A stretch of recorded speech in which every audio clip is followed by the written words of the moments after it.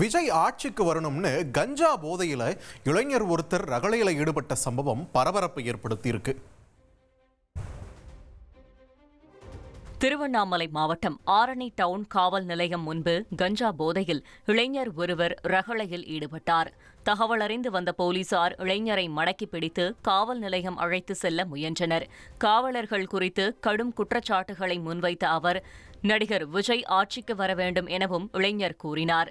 ஐயா, இங்க பாரு, இந்த போலீஸ்காரங்க பண்றது சரி கிடையாது ஐயா. இந்த அரசாங்கம் சரி கிடையாது. விஜய் ஆட்சி வந்தாதான் நல்லா இருக்கும். இந்த ஆட்சி சரியான ஆட்சி. இது பாருங்க, விஜய் வரணும். போலீஸ்காரங்க தப்பு பண்றவங்கள விட்டுறாங்க.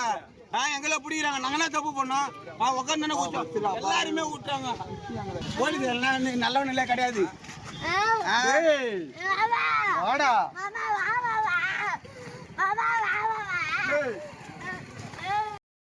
தந்தையை விடுவிக்க வேண்டுமென அந்த இளைஞரின் மகன் காவலர்கள் காலில் விழுந்து அழுதான்.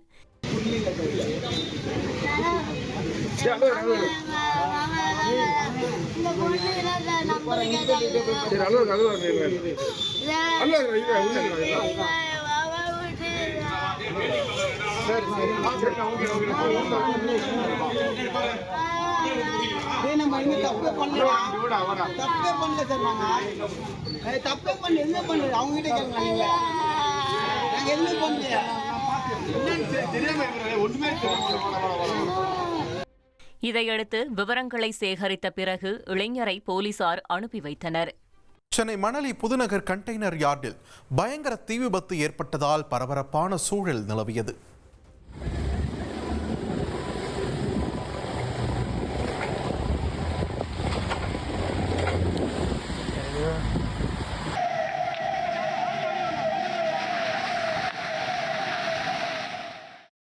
ட்ரெண்ட ஃப்ரெண்ட் ஆக்கிக்கோங்க. தந்தி டிவியின் சப்ஸ்கிரைபர்ஸ் அண்ட் ஃபாலோவர்ஸ் குடும்பத்துல நீங்களும் இணையுங்க.